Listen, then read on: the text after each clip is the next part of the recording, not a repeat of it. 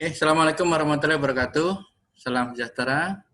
Hari ini kita akan mendapatkan kuliah umum dari Pak Dr. Muhammad Saiful. Beliau adalah dosen di Prodi Teknik Geologi Universitas Pakuan. Mata kuliah yang akan dibawakan beliau adalah eksplorasi migas dengan topik khusus kunjungan ke anjungan pengeboran eksplorasi migas. Ini mungkin akan sangat menarik untuk mahasiswa geologi khususnya yang memang punya interest di bidang migas. CPMK dari mata kuliah ini adalah mengenali berbagai kegiatan dalam pengeboran eksplorasi migas, memahami peranan ahli geologi atau geolog dalam pengeboran migas, kemudian juga untuk membuka wawasan tentang kerjasama di dalam tim. Untuk menyingkat waktu, ya mungkin akan ada paparan terlebih dahulu dari Pak Saiful sebelum diikuti nanti dengan tanya jawab. Boleh juga dari yang ingin menanyakan sesuatu, boleh dalam chat juga, silahkan ditulis di chat. Kalau misalnya sambil jalan nanti akan coba saya screening untuk disampaikan kepada pemateri. Untuk selanjutnya saya serahkan ke Pak Saiful. Silakan Pak. Baik, terima kasih. Assalamualaikum warahmatullahi wabarakatuh. Terima kasih Om Bambang, Om Dr. Bambang dari Unsiah Aceh. Selamat sore kawan-kawan semuanya. Ini mungkin ada juga Bapak Ibu dosen sebagian. Juga sebagian saya kira mahasiswa ya. Ini karena memang ini diperuntukkan untuk mahasiswa. Ini sebenarnya bukan kuliah ya, bukan kuliah umum, karena mungkin ini saya sengaja untuk kuliah umum di Asprodi TG itu saya cerita saja. Yang kira-kira di perguruan tinggi tidak ada atau jarang. Jadi biasanya kalau untuk cerita kunjungan ke anjungan, biasanya saya punya nama program itu adalah Visit, itu kerjasama IAGI dengan IPA, Indonesian Petroleum Association. Jadi biasa kita punya program 2 hari, yang sehari itu kita akan ada di kelas, ya persiapan, kemudian hari kedua itu kita benar-benar berkunjung ke anjungan pengeboran migas. Karena kunjungan ke RIG ini memang tidak sembarangan, ya tidak bisa, jadi sehingga sangat jarang. Saya hanya mungkin kalau nggak salah 5 kali, ya tahun 2000-an ya, 2000-an awal itu cuma 5 kali kerjasama dengan Pertamina juga, ya dengan IPA. Kemudian itu setiap perkunjungan itu maksimum cuma 30 mahasiswa. Jadi mungkin nggak ada berburuknya juga, kita coba jalan-jalan, ya ini jalan-jalan. Jadi ini sebenarnya bukan kuliah, tapi ini pengetahuan aja. Nanti di dalam jalan-jalan ini itu perlu pendalaman dengan kuliah-kuliah yang lainnya.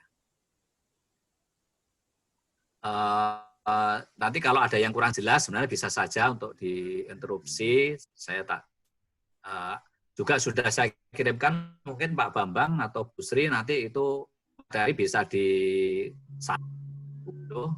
cuma itu adalah yang utama, karena saya akan banyak memakai gambar-gambar atau foto-foto yang mungkin terlalu banyak, tapi nanti kalau ada yang perlu, boleh saja hubungi saya secara pribadi. Baik, ini saya lewat ini dulu, nanti saya akan beberapa kali pindah-pindah. Nah. Baik, sambil saya tes juga, apakah biru. Ini apakah sudah bisa dilihat? Lihat Pak. Oke ya, jelas ya. Baik, kawan-kawan semuanya, ini saya kasih judul kunjungan ke anjungan pengeboran eksplorasi migas. Mungkin beberapa materi ini sebagian saya akan foto-foto, sehingga yang tertulis mungkin hanya sebagian, ya untuk sebagian. Sebagian lain memang harus mendengarkan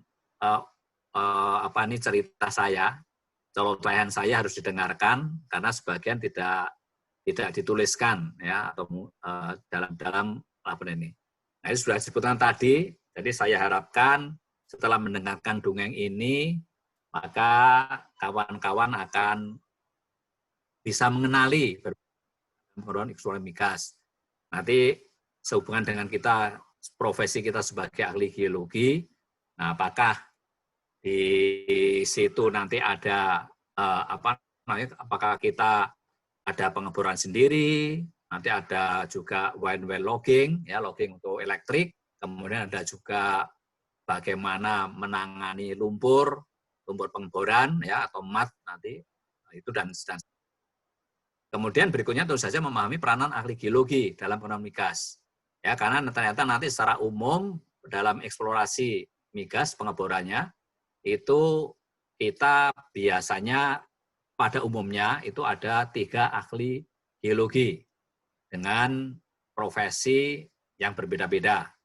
Ya biasanya kalau kawan-kawan mungkin udah tahu yang pasti ahli geologi itu adalah well site geologist, namanya geologist ya. Jadi tapi dia nama kerennya lah, nama formalnya adalah well site geologist. Nanti akan ada lagi ya yang ternyata judulnya bukan geologist tapi dia background-nya biasanya ya hampir 100% itu geologist karena saya belum pernah ketemu yang lain. Kemudian nanti dengan tahu kegiatan-kegiatan lainnya, maka kita akan menyadari pentingnya kerjasama dalam tim ya atau teamwork. Baik, ini saya teruskan. Ini adalah kalau ini ya step-step ya tahap-tahap dalam eksplorasi migas. Ini sebenarnya hampir sama ya dengan komoditas yang lain. Kita bisa punya data collecting paling kiri ini, ada kerjaan-kerjaan geologinya. Biasanya kita dibantu dengan banyak dengan geofisika, ya mulai geomagnet, gravity, kemudian geolistrik ya untuk yang dangkal, dan juga untuk migas kita biasanya selalu dibantu oleh seismik, baik 2D maupun 3D lainnya. Nah, dari semua pekerjaan kita kemudian melakukan analisis interpretasi kan ya. Nah itu sebenarnya geologi itu kan cuma 2, adalah peta, penampang. Peta, penampang itu saja karena kita perlu gambaran 3 dimensi. Kemudian setelah itu di migas khususnya itu satu-satunya untuk membuktikan itu adalah dengan pengeboran ya atau kita sebut exploration well ini dengan drilling. Nah ini yang akan kita lihat. Tadi saya sambil bantu admin aja nih kok nggak ada yang admin all. Ya saya sambil ceritanya nanti kita pengeboran sumber gas, jadi akan saya memberikan secara teoritis ya. Ini sebenarnya bisa juga dilihat di YouTube. Kemudian setelah itu kita jalan-jalan ke anjungan pengeboran di darat. Jadi pengeboran migas nanti ini secara teoritis, secara ini apa sih yang terjadi di pengeboran. Kemudian kita jalan-jalan ke anjungan pengeboran di darat. Nah ini background ini adalah pengeboran di Sumatera Selatan. Ini awal tahun ini. Ya kemudian bukan awal tahun ini tahun 2018 ya 2018. Nah ini pengeboran dan jalan-jalan ke anjungannya itu kita seperti ini. Ya ini adalah pengeboran di darat. Nah kita ini seperti ini nih. Apa kira-kira? Nah kita akan biasanya dan yang boleh itu kita di sini. Ya ini namanya drilling floor.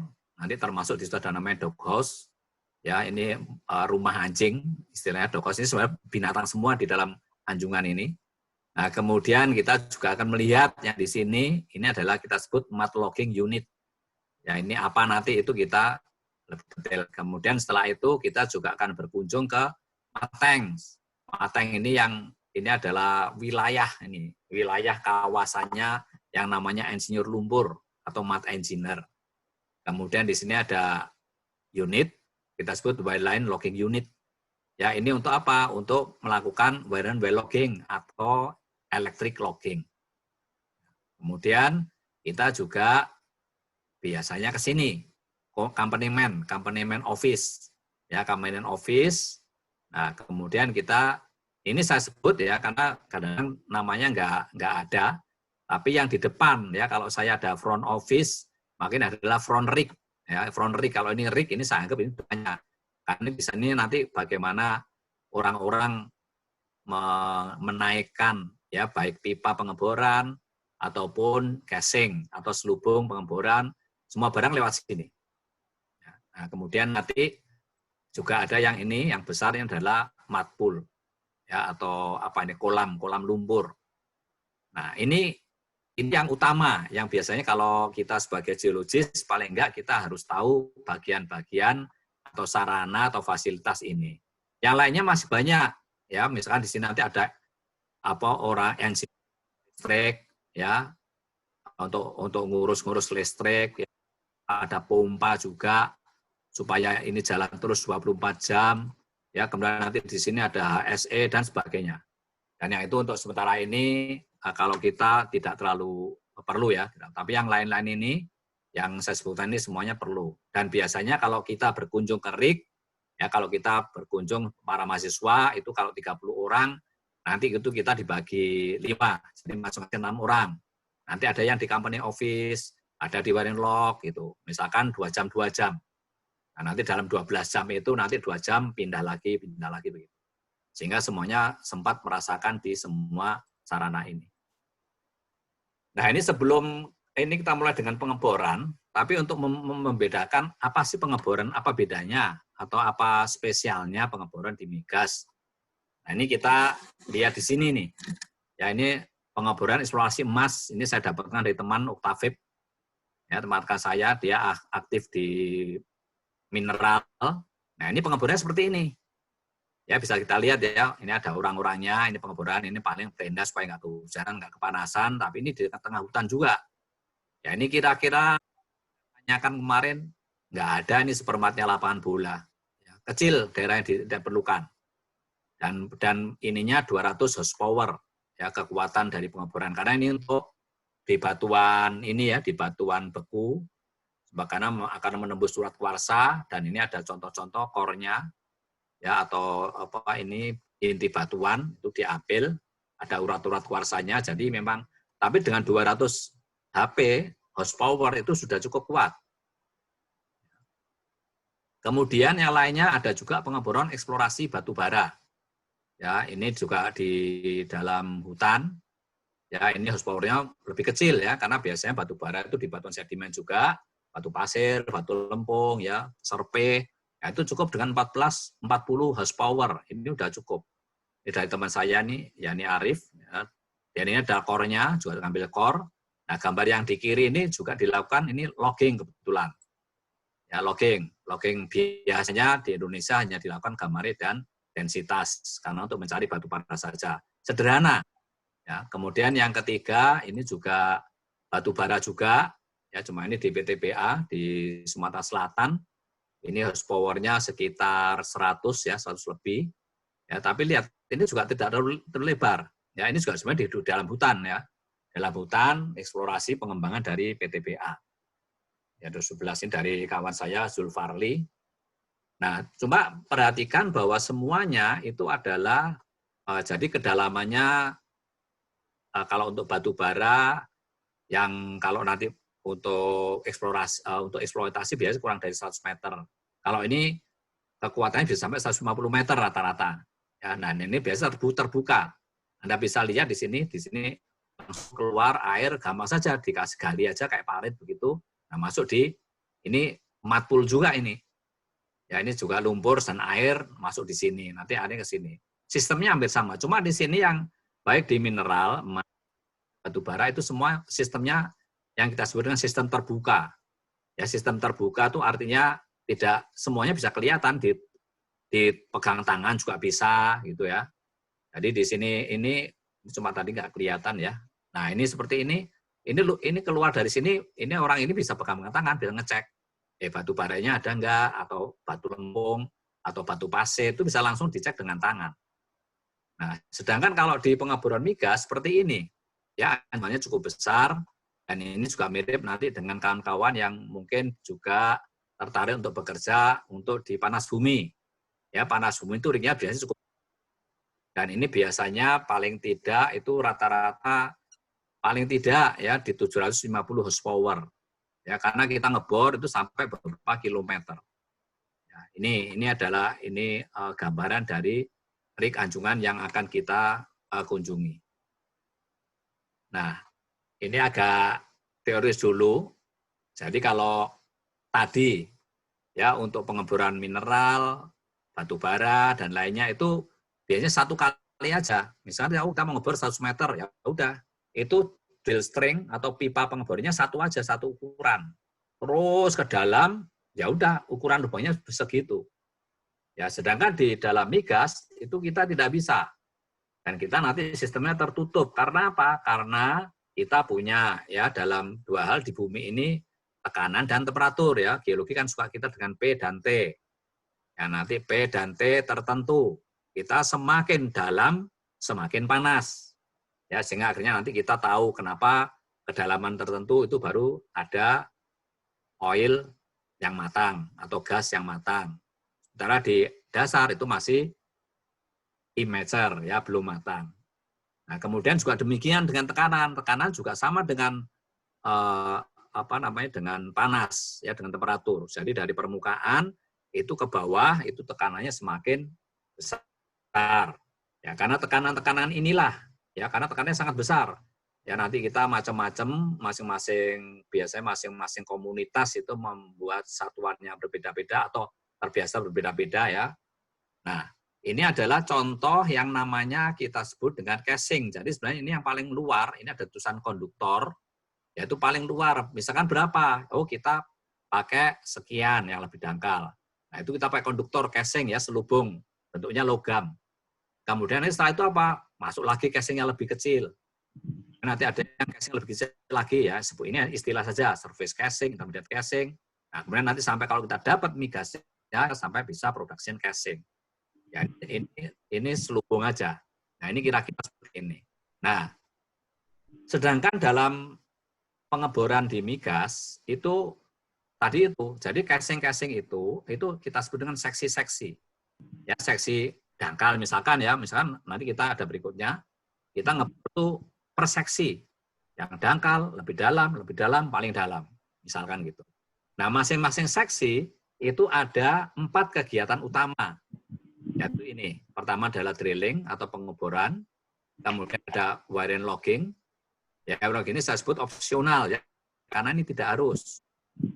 Tapi kalau eksplorasi biasanya selalu dilakukan. Terutama kalau di sedekat-dekatnya belum ada sumur yang lama. Kemudian casing itu artinya dipasang casing atau selubung, lubang pengeboran, kemudian di cementing. Jadi di belakang casing dengan formasi. Nah, ini nanti kita ini ya kawan-kawan, kalau di geologi saja itu yang disebut formasi biasanya adalah kumpulan satuan batuan. Ya, misalkan apa? Formasi Jatiluhur, formasi Bojong Manik, formasi Kelapa Nunggal, formasi Talang Akar dan sebagainya. Nah, kalau kita sudah lintas disiplin ya dengan kawan reservoir engineer, dengan kawan-kawan nanti mat engineer dan sebagainya, maka yang disebut formasi itu biasanya adalah batuan sama dengan itu. Ya, ini tidak usah kita makan ya. Jadi kalau ini kalau kita ngomong dan reservoir engineer ngomongnya formasi. Formasi apa ini?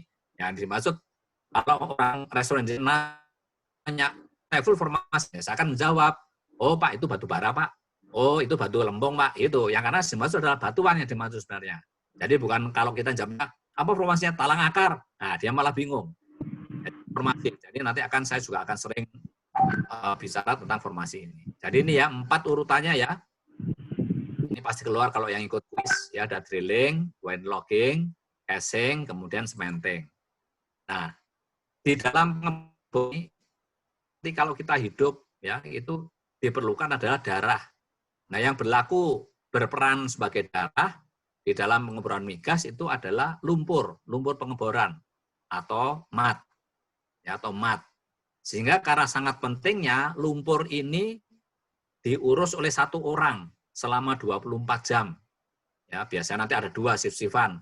Ada night mat engineer, ada day mat engineer. Ya, engineer lumpur. Jadi mat engineer itu adalah orang yang mengurusi lumpur. Background-nya setahu saya jarang sekali yang dari geologi. Yang saya kenal kalau saya ketemu mat engineer, mungkin orang tekim atau TK kalau zaman dulu ya, teknik kimia. Kemudian juga ada orang perminyakan ada. Biasanya yang paling saya banyak temu itu adalah 2 disiplin ilmu itu. Ya, tekim, kemudian perminyakan. Nah, geologi saya belum pernah kenal gitu ya, tapi biar dari itu. Nah, lumpur ini apa? Lumpur ini karena apa? di dalam pengeboran ini yang tadi yang saya sebut dengan sistem tertutup. Ya, sistem tertutup. Jadi ini kita gambar ini adalah gambar kalau sudah masuk ya, ini kartun aja pengeboran masuk ke sini. Ini adalah pipa-pipa. Nah, ini lumpur dimasukkan dari mana? Dari sini nih. Ini ada mat pump dipompa ya masuk ke dalam pipa, pipanya elastis, masuk ke sini gitu ya. Kemudian di sini terus masuk di atas di dalam pipa pengeboran atau drill string atau drill pipe. Nah, pipa pengeboran itu jadi apa? Dia tidak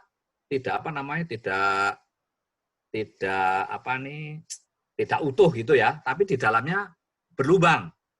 Nah, di dalam berlubang inilah lumpur masuk ke sini. Nah, lumpur masuk ke sini, kemudian di bawah ada mata bor. Nah, mata bor itu menggerus nanti gerusan-gerusan dari batuan atau formasi itu kita atau tie bor. Ya maaf ini namanya kalau istilah Pertamina nyebutnya tie bor. Nah, tie bor ini atau cutting itu naik di luar pipa bor di dalam lubang, jadi antara pipa bor dengan formasi ya atau dengan batuan. Nah, ini yang kita sebut dengan anulus. Ya, ini istilahnya adalah anulus. Ya, jadi anulus itu adalah ruang ya di antara pipa pengeboran dan formasi. Terus ke atas anulus keluar dari lubang pengeboran, kemudian keluar di sini. Nah, ini nanti masuknya di shaker. Ya, ini ada shaker itu untuk apa? Untuk memisahkan antara cutting ya yang digerus di sini tadi dengan lumpurnya. Nah, lumpurnya apa? Lumpurnya masuk ke dalam mud pit. Ya, nanti akan mungkin dijernihkan, kemudian dibuat atur lagi. Nah, kemudian cutting-cutting yang nggak diperlukan itu masuk ini nanti ke dalam mud pool. Di sini nih reserve pit. Nah, sedangkan yang disinilah ya geologis mengambil sampel. Jadi sampel itu diambil setelah keluar dari lubang pengeboran. Nah, nanti lumpurnya masuk lagi ke sini, dipompakan lagi, demikian seterusnya. Ya, jadi ini sirkulasi dari lumpur. Kemudian, oke.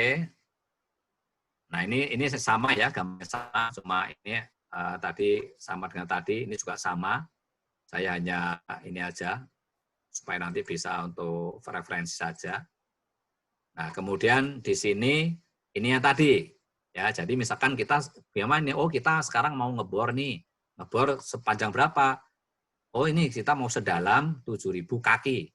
Ya, ini nanti terbiasa tergantung perusahaannya ya, ini bisa dalam kaki, bisa dalam meter. Nah, kita misalkan ini ceritanya kaki ini. Nah, ada 7.000 kaki. Di sini ini kelihatan ya yang ini casing yang paling luar.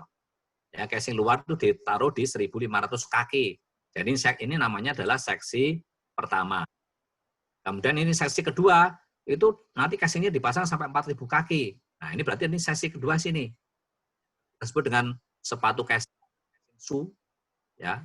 Kemudian setelah itu dipasang lagi casing yang sesi yang ketiga. Gitu. Kemudian ada sesi keempat. Jadi ini adalah 4 sesi. Nah, ini biasanya kita buat seperti ini. Ya, geolosis menyiapkan ini adalah prognosis ya atau usulan ya atau perkiraan batuan yang akan ditembus nih dari atas ke bawah, dari muda ke tua. Jadi dalam apa? Tapi dibagi-bagi dalam ini satu sesi yang ini. Nanti pasang casing sini. Ini sesi kedua di sini, pasang casing sini. Ini sesi yang ketiga di sini. Kemudian dan seterusnya sesi keempat. Ya, seperti itu. Ya, misalkan nanti di sini adalah apa saja loggingnya yang diperlukan, matnya apa saja dan seterusnya. Nah, ini untuk gambaran ya supaya kartun ini bisa ini. Jadi ini saya tuliskan ini adalah urutannya drilling, well logging, casing, cementing itu adalah urutan satu sesi. Nah, ini kita akan coba ini gambaran untuk 2 sesi. Jadi di atas ini kita lihat permukaannya ini anggap aja seperti hutan begitu ya. Nah, di sini kita lihat ini. Kalau dari seismik kita ketahuan ini yang hijau-hijau itu adalah batu lempung misalnya ya. Kemudian yang kuning-kuning itu batu pasir. Dan yang hitam ini adalah batu bara, kemudian ada biru di bawah itu adalah batu gamping. Nah, kita mau ngebor. Nah, kita pasang dulu rignya. Di rig sini. Ini sesi pertama kita mulai, kita bor. Nah, ini dibor gini. Jadi ini adalah mat, lumpur lewat dalam sini. Ini adalah mata bornya. Ini tidak scale ya. Ini merah di sini ya, drilling. Kemudian di sini matnya. Nah, di sini ya, dari ngebor dari permukaan sampai kedalaman ini.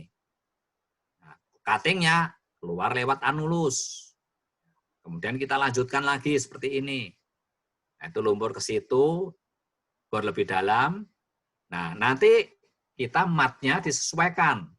Ya, semakin kita ke dalam, tekanan dari formasi itu semakin besar. Ya, formasi menekan juga.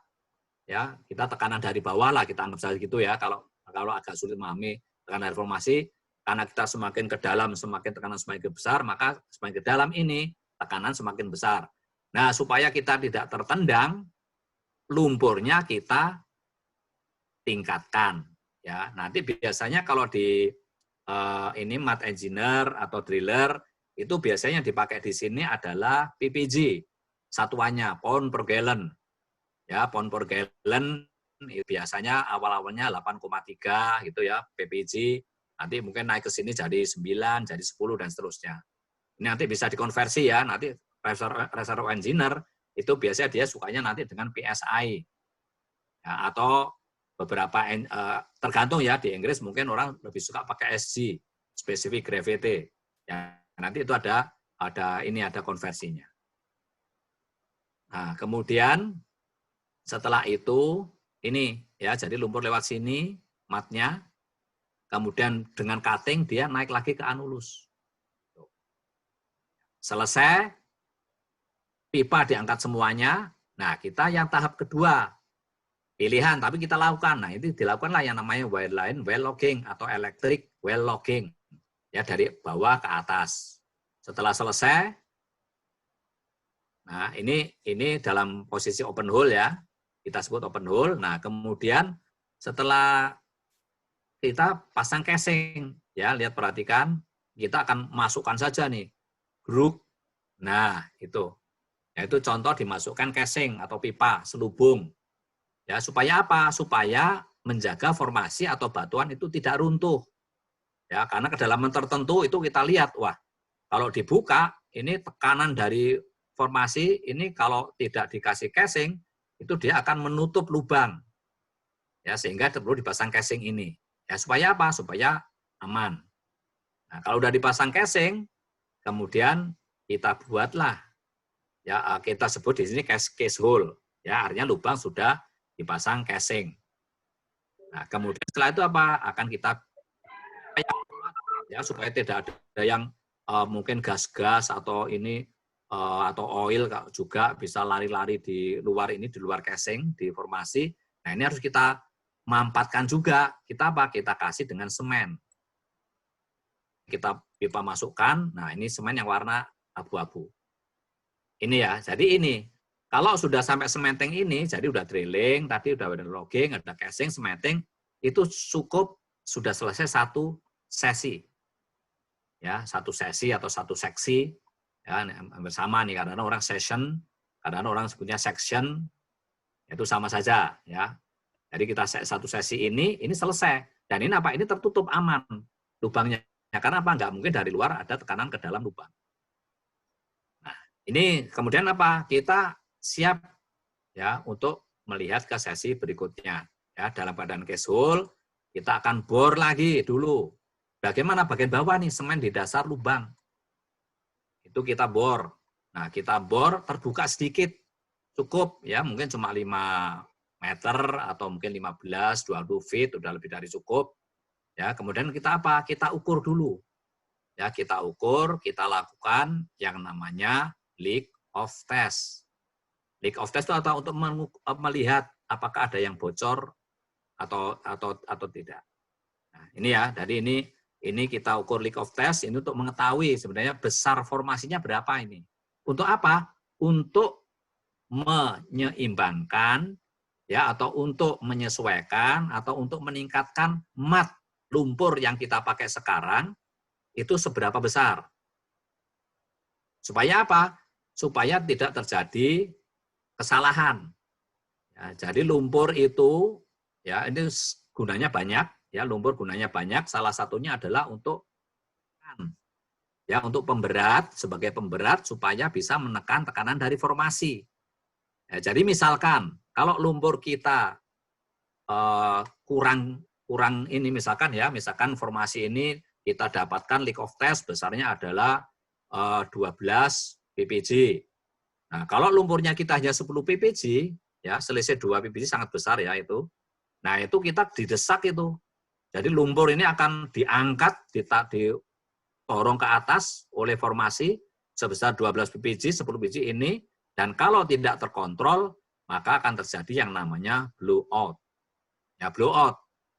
Ya, nah, walaupun nanti ada blowout preventer, tapi kalau saya bilang tidak terkontrol, ya kalau tidak terkontrol mungkin ya siapa tahu tertidur semuanya gitu, wah, udah langsung nabrak ke sini, hilanglah semua fasilitas di rig kita. Itu blowout, itu ada film yang bagus ya, tapi nggak usah lah, kebanyakan ya, itu blowout ya. Tapi sebaliknya, kalau lumpurnya terlalu tinggi, misalkan lumpur berapa nih? Oh ini ada 12 dari formasi PPJ ya tadi. Wah udah, kalau kita 10 disikat, kita bikin aja 15. Nah, kita kalau punya 15 PPJ, artinya 3 PPJ di atas formasi, maka kita akan terlalu besar. Sehingga kalau ada rongga-rongga di batu gamping, biasanya ini langsung didesak itu, lumpur langsung hilang semua. Itu yang namanya loss. Loss ya, atau lumpur pengeboran hilang semuanya. Sangat berbahaya. Ya, karena apa? Karena lubang di sini secara cepat lumpurnya ini dan dari atas tidak ada pasukan lumpur, ya. Kalau seperti itu lubang bisa terjepit. Jadi kita tidak inginkan blowout, tidak ingin, loss juga tidak ingin. Nah, jadi apa yang kita inginkan adalah kita sedikit di atas formasi. Jadi mat weight, kalau ini 12, nah kita bolehlah pasang 12,5 atau 12,2, ya sangat tipis. Ya, tapi itu kita harus waspada terus. Karena apa? Karena formasi tiba-tiba bisa besar, tiba-tiba bisa 13 gitu. Nah, itu nanti kita bisa cepat menindaknya. Oke, saya lanjutkan ya. Jadi ini kita mulai ngebor, kalau udah aman, kita udah mat engineer, udah oke yang aman, lumpurnya, mat weight-nya sekian, ditingkatkan, nah kita ngebor lagi. Ya, kita lagi drilling lagi seperti tadi. Ya, jadi kita di sini case hole, di sini open hole. Ya, nah ini kita bikin open hole lagi. Sesi yang kedua, drilling lagi. Ya, kemudian setelah itu kita bikin lagi yang namanya wireline logging. Ya, kemudian nanti ada casing lagi dan seterusnya. Jadi ini kira-kira ya. Jadi ini sesi per sesi. Ini terus kalau kita tadi kita bikin 4 sesi, ya ini sampai ke bawah tergantung keperluan. Nah, ini biasanya nanti kita ini berhubungan dengan overpressure atau power pressure prediction. Jadi kita ada prediksi power pressure, prediksi tekanan, sehingga kerjasama dengan orang-orang drilling itu kita bisa menentukan sesi pertama sampai ke dalam berapa bisanya amannya, sesi kedua sampai ke dalam berapa dan seterusnya. Ya, saya kira itu ya.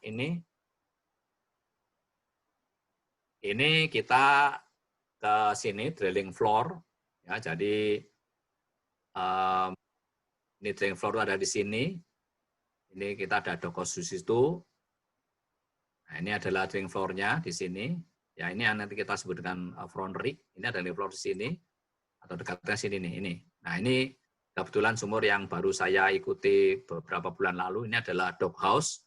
Doghouse itu tempatnya para driller dan juga orang-orang yang drilling floor itu untuk beristirahat ya, atau sambil ini nanti kalau kerja di sini juga.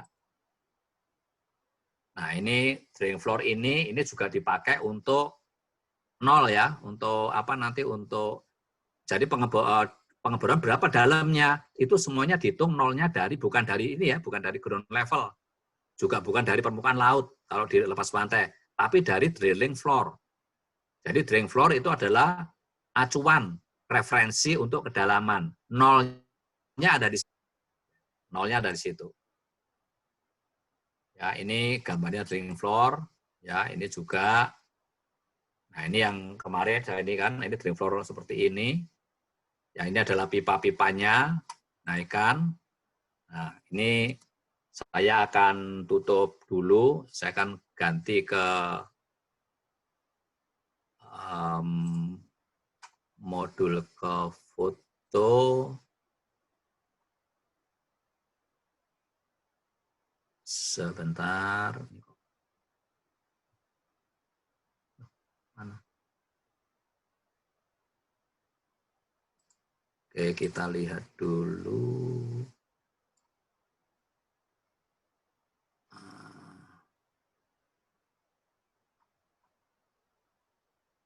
Oke.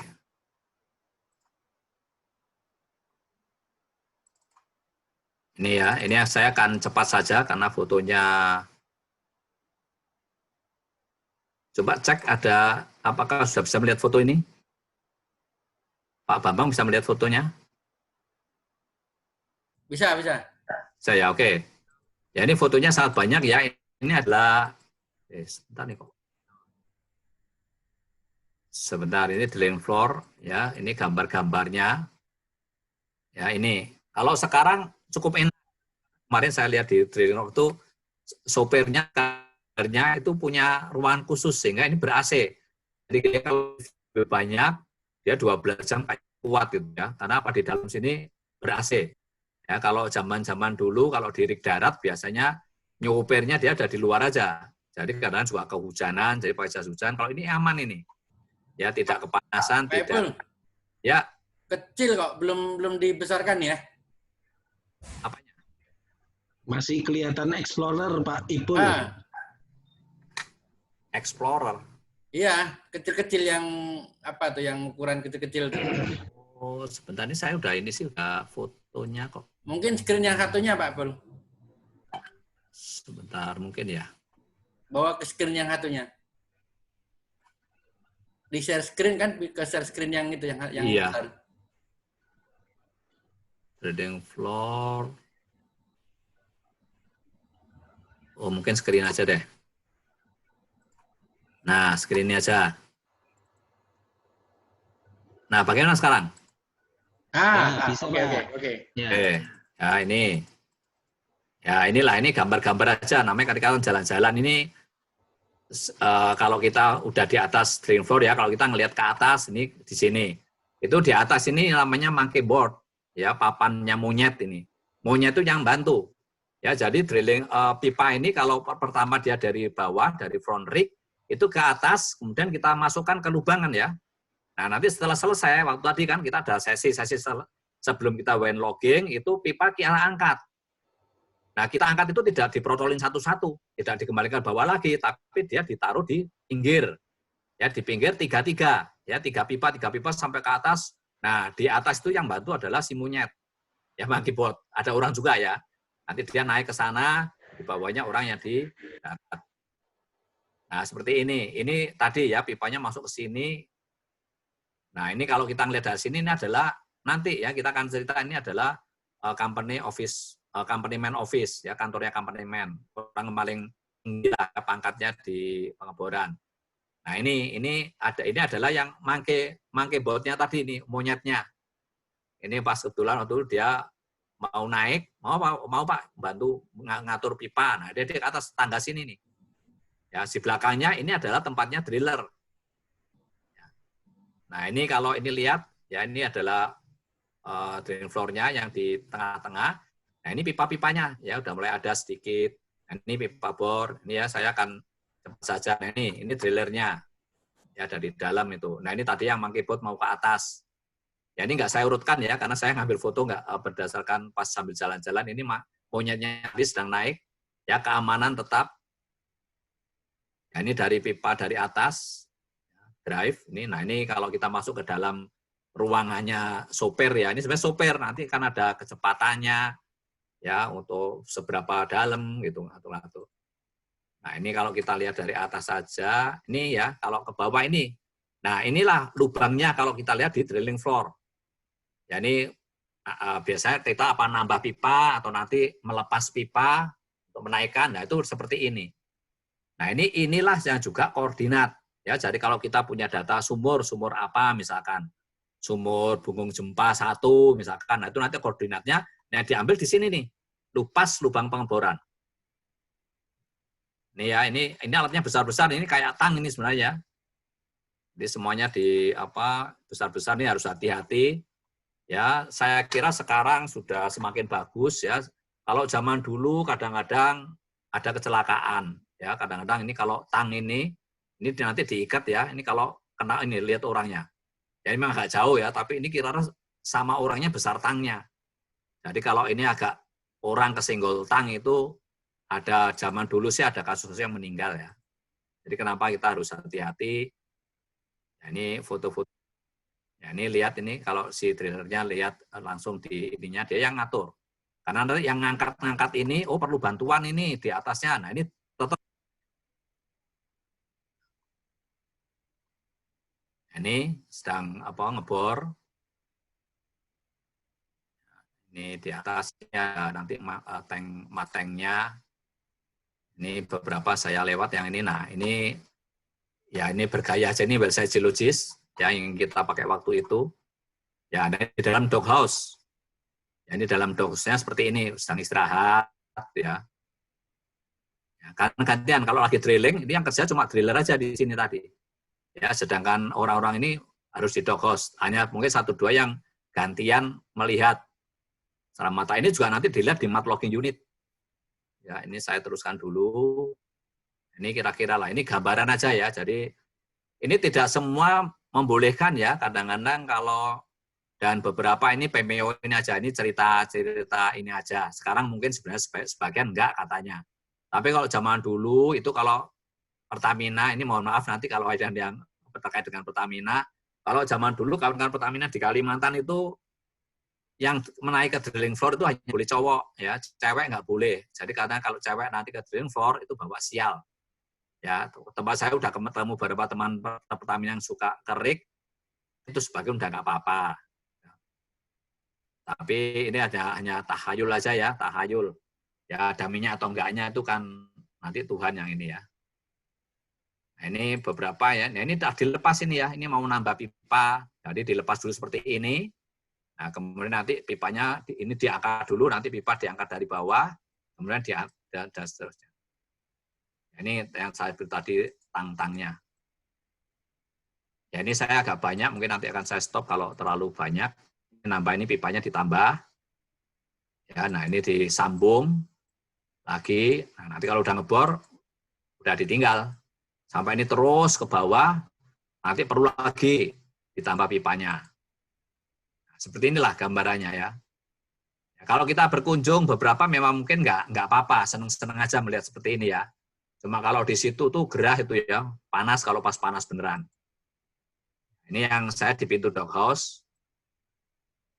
Nah, ini saya nggak edit ya, jadi ini keluarnya ya nanti ada beberapa. Nah ini juga harus latihan ya. Ini kalau di lapangan nanti akan dilatih ya. Kalau aman seperti ini, seperti saya ini satu-satu aja naik turun tangga. Tapi nanti kalau ada apa-apa, itu tangga harus berani kayak anak kecil itu ya. Kita meluncur di sini, ya meluncur, ya itu lebih cepat. Jadi dilatih nanti meluncur ke sini. Supaya kalau ada apa-apa ya blow out gitu ya. Nanti yang mangke tadi nggak boleh lewat tangga lagi, dia nanti kayak itu, kayak apa orang langsung kayak flying fox ya. Ini ada kawan SKK Migas waktu itu sidak. Nah, lihat ini, seperti saya bilang ini saya nggak urut, jadi ini hanya saja lah ya, kira-kira seperti ini. Oke, ini oke baik, sudah selesai. Kita kembali ke mana tadi? Share untuk ini. Nah, oke kita masuk ke sini ya. Yang kedua, jadi kita udah jalan-jalan tadi ke drilling floor, seperti itu gambarannya. Ya, jadi yang penting ada drilling floor itu adalah acuan ya untuk 0 meter atau 0 kaki untuk referensi kedalaman dari drilling floor. Ya, juga pengeboran ini yang penting adalah apa? Kalau kita pengeboran waktu logging, well and well logging, nah itu dalam kondisi open hole. Ya, jadi belum ada casing. Jadi itu yang biasa apa? Karena lebih murah nanti dan itu bisa mengambil data-data logging. Sedangkan kalau sudah dipasang casing, yaitu kita sebutnya case hole. Ya, case hole itu artinya apa? Artinya ada nanti kalau seperti sonic misalkan, sonic logging, nah itu dia tidak bisa sama sekali kecuali membaca logam sebesar 57 ya 50 second per foot. Nah ini sekarang jalan-jalan nih ke mat logging unit. Nah mat logging unit apa? Mat logging unit inilah mata selama 24 jam. Jadi semua data itu dimonitor di mat logging unit. Unit. Ya, ini kuat ya, ini kuat dalam tekanan tertentu. Ada kalau ini blow, tapi ini pintu ditutup, ini pintu double. Nah, ini kuat. Cuma saya nggak ingat ya sampai berapa tekanan gitu. Yang jelas kalau di tank biasa gitu, tank meriam itu biasa, ini kuat. Ya, tapi kalau dibombardir ya mungkin hancur juga gitu ya. Tapi itu untuk menjaga di dalamnya. Di sinilah di mat logging unit itu para geologis ya, by background geologis itu bekerja di sini. Ya, ini secara gambaran secara umumnya seperti ini gambarannya. Nah, yang perlu saya kemukakan adalah bahwa di dalam pengeboran eksplorasi migas, nanti kalau development beda ya, agak beda. Tapi kalau dalam eksplorasi migas itu biasanya ada tiga profesi yang background-nya, latar belakangnya adalah geologis. Itu yang pertama adalah well site geologist. Ya, ini well site geologisnya tidak kelihatan, nanti sambil difoto-foto aja. Nah, di sini itu ada biasanya dari mat logging unitnya, dua lagi orangnya, biasanya secara umum disebut sebagai data engineer. Karena ini mat logging itu kan yang monitor, jadi dia sebenarnya punya semua data itu ada di mat logging unit. Mau lumpurnya berapa berat, berapa banyak, ya drillingnya itu berapa cepat, ya berapa ROP, rate of penetration, berapa cepatnya masuk, berapa putaran RPM-nya, pompanya seberapa gede atau seberapa cepat RPM-nya juga, ya kemudian nanti batuannya yang keluar apa, kemudian apa bitnya, mata bor ya, bitnya itu sebagus apa, putarannya seberapa besar. Nah, itu semuanya ada di monitor dan direkam di mat logging unit itu. Nah, ini karena di situ banyak muatan geologinya, maka biasanya yang mengepalai ya, yang mengomandani sebagai komandan mat logging unit adalah kita sebut sebagai data engineer. Ya, secara umum nanti ada juga, nanti silakan mungkin ada yang pernah ke log ya di situ mungkin ya di company dia namanya data engineer atau yang lain. Nah, data engineer apa? By background dia biasanya selalu geologis. Geologis yang sudah berpengalaman, dia sudah pernah jadi mat logger. Nah, ada dua di sini. Ya, satunya adalah data engineer, satunya adalah mat logger. Mat logger itu yang dia nanti lebih banyak bergerak, keluar, melihat apa? Melihat indikator-indikatornya. Ya, jadi kalau saya tahu berapa besar banyak lumpur, saya nggak perlu ke tangki sana, tapi ada indikator di sana, ada pelampungnya. Nah, tapi itu harus dicek setiap saat. Nah, mat logger lah yang ngecek ke sana. Nah, kemudian nanti ada gas detection. Ada gasnya ini, gas yang keluar dari sumur, ada apa? Ada di gas detektor. Nah, itu nanti yang memeriksa adalah si mat logger. Datanya masuk ke sini. Ya, ini ada alat ini, ada itu gas detektor. Ya, dan ini akan keluar ada C1, ada C2, ada C3, atau bahkan nanti ada CO2 maupun ada H2S. Ya, itu khusus nanti ya, itu akan gas-gas yang berbahaya, nanti juga dideteksi. Nah, biasanya mereka kerja 12 jam, karena 24 jam ya. Jadi ada dalam satu waktu di fasilitas pengeboran, itu pasti ada 2 data engineer, ada 2 mat logger. Nah, ini biasanya shift-nya ya, jadi yang data engineer 1, mat logger 1 kerja di dalam mat logging unit, kemudian data engineer dan mat logger yang satunya lagi tiduran di base camp. Nah, di sini biasanya selalu ada well site geologist. Kalau tidak terlalu ngebornya tidak berturut-turut lama gitu ya, tidak intensif, sangat intensif, well site geologist biasanya cuma 1. Jadi kita ada 5 geologis sebenarnya di dalam situ. Nah, ini yang saya tahu pasti latar belakangnya adalah geologis. Nanti ada yang lain ini warnanya agak uniknya, kadang minta bantuan ini. Ya udahlah, kita nggak terlalu mahal daripada smart logger nggak terlalu sibuk. Ada yang ngambil sampel, kita serahkan sama satu orang, ngambil sampel, kemudian mencucinya, mempersiapkannya sehingga bisa dikirim ke Jakarta untuk analisis. Namanya adalah sample catcher. Ya, sebagian nyebutnya sebagai sample man. Sample man, sample catcher itu biasa saja. Bisa anak SMP, bisa lulusan SMA saja gitu. Yang penting dia bisa diajari ngambil sampel ini. Deskripsinya tetap oleh Mart Logger dan well site geologist. Oke, saya akan potong di sini. Kita sekarang akan melihat foto-fotonya ya secara lebih lengkap. Mart Logger itu di mana? Kita ada di screen sini. Baik, ini kita akan sekarang ke Mart Logging Unit.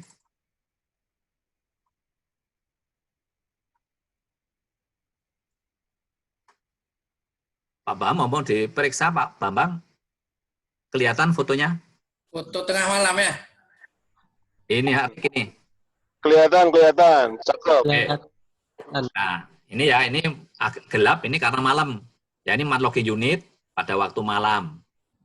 Ya, jadi karena saya bilang tadi kan, pengeboran ini sejak kita namanya ditajak, ya, jadi kalau kita setuju, kita mulai kapan ini? Kita pertemuan dulu. Ya, safety meeting lain, kemudian, oke, jam 16 ini kita SPAT, ya, kita tajak. Nah, itu argonya mulai jalan. Itu kita sebut sebagai waktu pada tanggal 19 Juni 2020, nanti 16 kita mulai ngebor. Udah lewat ya, 17 lah. 17 kita ngebor, nah itu terus sampai selesai. Sampai dinyatakan selesai, itu 24 jam semua orang bekerja. Ya, atau ringnya sendiri itu kerja 24 jam. Ya, bisa sebulan, bisa 2 bulan, bisa 3 bulan, ya tergantung programnya dan tergantung kondisinya. Nah ini tadi ya, jadi kita ke dalam sekarang, ini yang tadi, ya ini kebetulan ini ada well site geologist, ya ini, kemudian ini sample catcher, ini adalah Mart Logger, ini data engineer-nya mungkin ada di samping saya.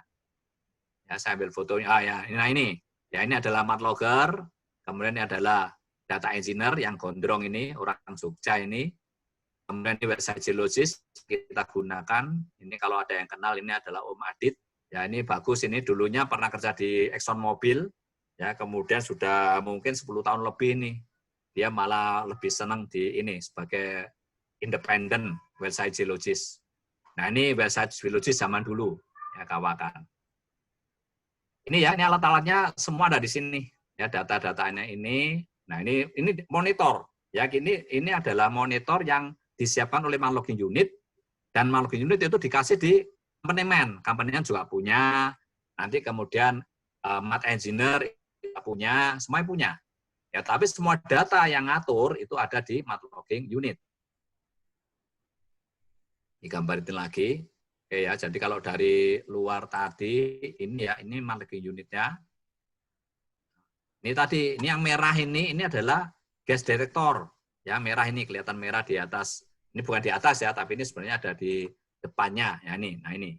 Ini adalah detektor gas. Jadi kalau keluar gasnya ada di situ. Nah ini adalah Mart Pool, nanti ya. Ini masih memang ini nggak urut ini. Ya. Sebentar. Pak Burhan dengar? Saya dengar. Aman. Ada yang masalah? Dengar dengan jelas. Oh ya udah. Oke Pak Burhan. Mungkin Bu. Ya. Atau videonya di-off-kan aja, video biar bisa semua. Videonya, saya off-kan ya. Oke. Lanjut Pak. Oke, siap. Ya ini kebetulan ada mereknya itu Xlog ya. Xlog itu yang kita pakai nama perusahaan Logging Unit. Oh iya, tambahan saja ya, bahwa aturan di Indonesia itu untuk pengeboran, ada bagian casing, bagian cementing, bagian logging, ya juga ada bagian drilling. Ini biasanya perusahaan-perusahaan berbeda-beda, ya supaya tidak dimonopoli. Tuh, ya. Nah ini sekernya ya. Ini seker itu kalau keluar tadi lumpur bercampur cutting keluar, kemudian nanti lumpurnya akan di sini, ini tangki-tangkinya, nanti akan kita lihat juga, terus lumpurnya masuk sini. Ini masih dari luar. Nah, ini saya karena nggak urut, yang kita lihat saja ya, sama dengan kalau kita berkunjung, kita lagi ke rig, apa yang terjadi saat itu sih langsung kita lihat. Ya, misalkan seperti ini adalah kalau kita punya sampel, sudah dicuci ya, sampel dari cutting, dicuci kemudian kita masukkan ke dalam fluorensimeter. Ya, ini harusnya ada alatnya juga ini sebenarnya cuma kok nggak ada tadi. Ya ini alatnya ini, terus kemudian kita UV ya, kayak sekarang kita ada UV juga ya biasanya. Biasanya untuk apa? Untuk menghilangkan ini apa virus ya. Sekarang ini lagi ngetren ini UV box. Nah ini kita punya fluorescent, ini bukan yang mirip UV ya, tapi fluorescent. Nah itu kita lihat kalau masuk, kalau ada gas atau minyak atau jejak-jejaknya, maka dia akan terang-terang seperti ini. Ya ini salah satunya. Ini ya, yang agak kelihatan kuning ini sebenarnya ya, mungkin di ini kelihatan putih. Ya, kemudian juga ini kalau kita perdekat, nah ini adalah jejak-jejak minyak ya atau gas keluar, ya seperti nggak kelihatan. Ya ini kayak cutting biasa saja. Cuttingnya, kalau kita yang di deskripsi, ini tadi nih. Nah ini ya, yang kanan ini adalah fluorescent-meter. Ya untuk melihat, jadi kita masukkan di sini, ya kemudian kita kita tutup, kita hidupkan lampu di dalamnya kayak UV tadi, ultraviolet. Nah kemudian kita lihat dari sini, ya, baru nanti kelihatan. Nah kemudian ini adalah mikroskop, ya biasanya adalah mikroskop binokuler untuk melihat apakah kalsit atau ini untuk mineral-mineral ya. Ini kita deskripsi. Ini ada juga ini komparator untuk warna ya. Ini adalah sampel-sampel yang sudah dikeringkan. Ini salah satu bagian dari di dalam modeling unit. Ini biasanya ini kerjaan matlogger bersama-sama dengan website geologis. Ini di sini ya. Jadi kalau ini yang ini agak bersih. Yang saya foto sekarang itu yang nongkrong semua itu yang bersih, yang komputer. Sedangkan kerjaan-kerjaan yang sampel dan sebagainya tadi yang ini ada botol ke arah kita melihat. Nah ini di sini. Oh bukan, ini maaf ini yang ujungnya tadi ini adalah gas-gas detektor ya, nanti masuk ke sini dari lapangan. Nah, kita juga bisa punya ini kayak CCTV ya, tapi bisa online langsung. Jadi kita nggak perlu juga langsung ke drilling floor kalau pengen. Ya, tapi kita dari logging unit, ya ini website geologis, ya daripada kita capek naik turun ke drilling floor, ya kita lihat aja di sini. Ya, dari dilihat ini kita punya monitor yang mengarah ke drilling floor. Nah, cuma biasanya nih paling kuat 1-2 jam aja ya, karena kalau lancar gitu aja, terus nggak ada kerjaan, nggak ada seksi cuci, nggak harus deskripsi, udah selesai, biasanya mendingan kita keluar langsung ke drilling floor aja lah, atau kemana gitu ya, supaya bergerak. Kalau enggak, itu di logging unit terus itu juga bosen, capek.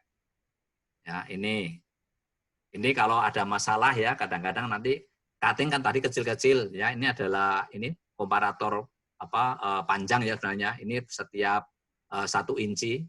1 inci atau iya, setengah inci.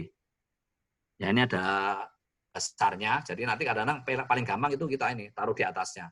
Nah ini nanti masalah ya, ini ada di red hole itu nanti ada ternyata cuttingnya bukan cutting lagi, ini gede-gede. Nah ini nanti cerita yang lain.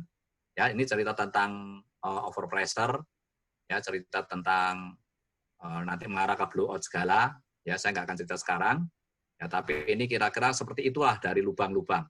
Ya, jadi bisa kecil seperti ini, ya bisa besar-besar ya, komparatornya korek api yang ada aja di lapangan. Nah ini sampel-sampelnya, ya sampelnya nanti akan basah seperti ini. Nanti ada sampel kering yang sudah digoreng, digongseng, ya digoreng tanpa minyak. Terus nanti dikirimkan ke Jakarta. Ya tergantung apa untuk analisis biostratigrafi, apakah perlu untuk analisis yang lainnya. Ya geokimia ini dituliskan ada geokimia juga. Ya ini bergaya sedikit sama beberapa orang matlogger. Ya, ini gambarannya. Nah, ini yang banyak tadi ya. Kita bisa ngelihat itu kegiatan di drilling floor dari logging unit. Oke. Wah, cukup. Nah, ini kembali lagi ke sampel-sampel tadi. Ini sampel ada macam-macam. Nah, ini abaikan saja nih website geologis selfie. Nah, ini sampelnya ya, sampel shaker. Jadi di sini kita ngambil sampel.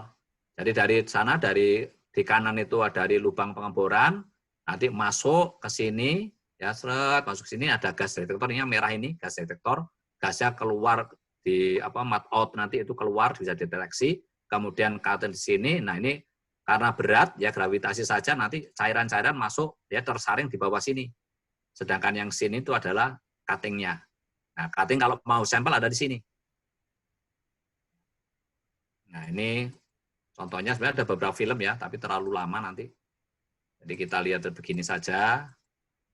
Ya, ini ke sana ya air. Ini sebenarnya ini adalah perangkat untuk cementing ya, yang sini. Yang di belakang ini, di belakang margin unit itu adalah untuk cementing, untuk nyemen, pompa-pompanya. Nah, kemarin kita punya masalah juga, karena semuanya lumpurnya perlu cukup, kita sampai pinjam alat semen itu untuk nyampur lumpur. Nah, ini ke dalam lagi. Ini yang beda-beda memang waktunya. Ini kalau malam. Nah, ini semuanya ini dimonitor. Ya, semua parameter-parameter yang ada di pengeboran. Ini besar ini ya, cutting-nya. Oke. Nah, ini sempat ya, kita kemarin sempat punya masalah dengan ini overpressure sebenarnya, sehingga banyak sekali yang besar-besar ya. Artinya kemarin lumpur kita sempat terlalu rendah sehingga rusak informasinya. Ini malam-malam ini ya. Kita lihat.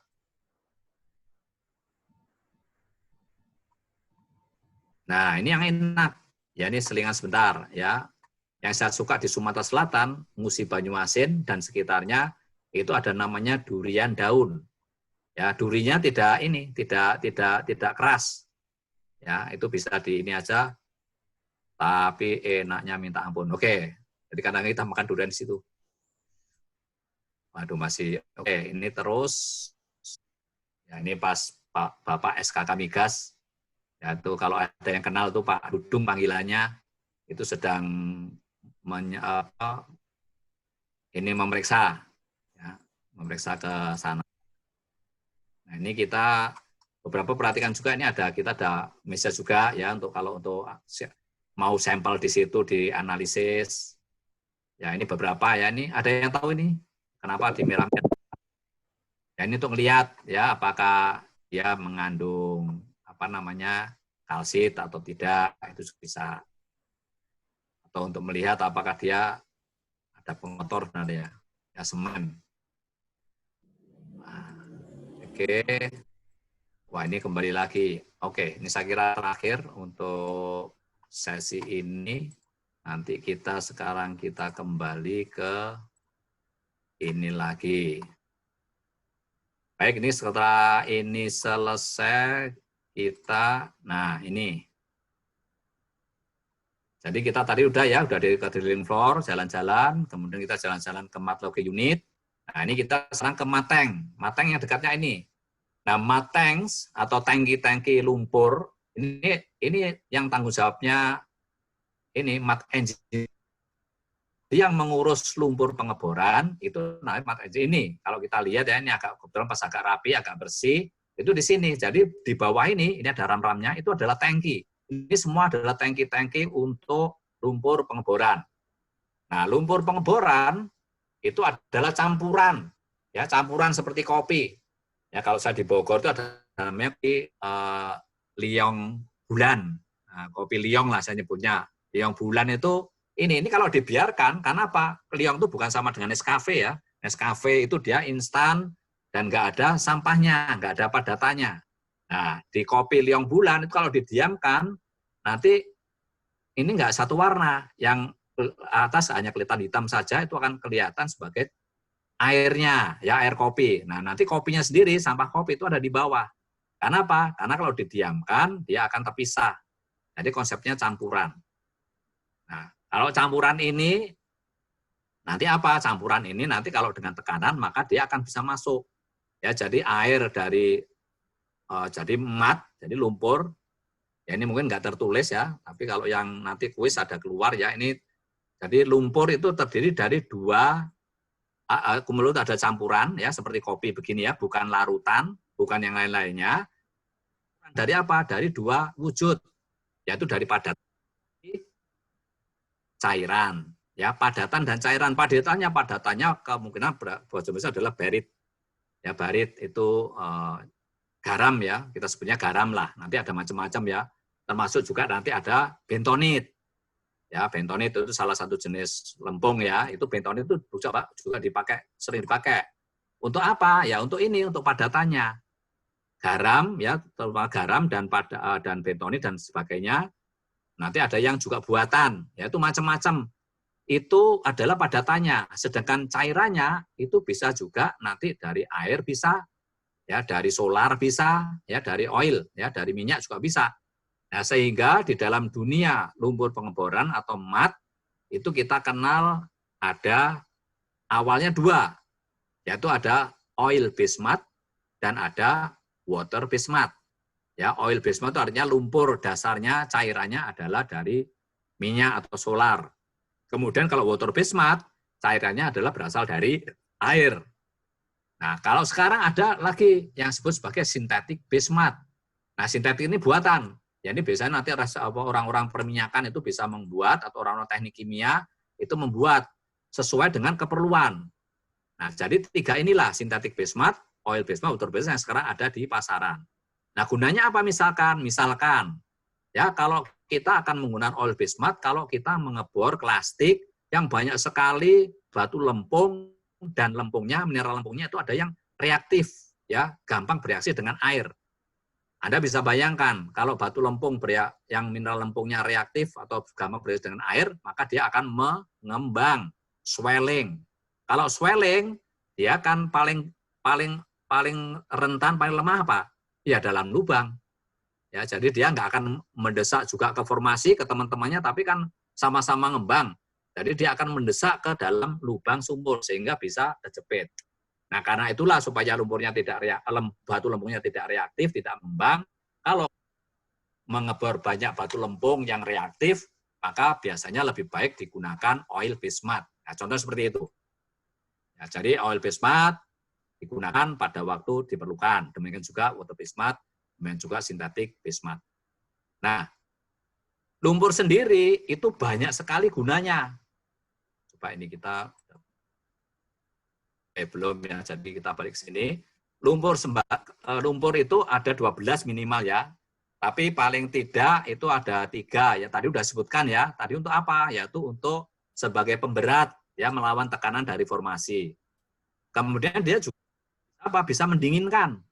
Ya, waktu kita ngebor di bottom hole itu temperaturnya sangat panas ya, bisa lebih dari 100 dari 200 derajat Celcius. Nah, itu kita dinginkan dengan lumpur. Kemudian yang ketiga yang penting untuk geologis adalah untuk apa? Untuk karena dia punya viskositas ya, artinya kekentalan yang cukup, maka dia akan mampu mengangkat dan membawa cutting yang dihasilkan oleh dari mata bor. Ya, di dalam dasar lubang pengeboran itu ada cuttingnya, itu diangkat ke atas. Ya, diangkat ke atas sehingga semuanya bisa sampai permukaan sesuai dengan jadwalnya. Ya, saya sebut jadwalnya karena apa? Sesuai jadwal itu artinya adalah bahwa dia tidak berhenti. Ya, karena apa? Tadi itu patologi unit kan bisa memonitor. Oh, berapa sih kecepatan lumpur ke atas dengan besar sesi lubang misalkan 8,5 inci. Ya, dengan lumpur sebanyak itu berarti nanti berapa menit itu batu bara misalkan cutting batu bara itu akan sampai di permukaan. 35 menit, mungkin 45 menit dan seterusnya. Nah, itu memastikan. Ya, ini juga nanti bedanya dengan pemboran yang terbuka tadi. Ya, oke, jadi ini kita di Mateng itu kita langsung saja juga saya jalan-jalan ke screen ini. Kita sekarang di mat activity.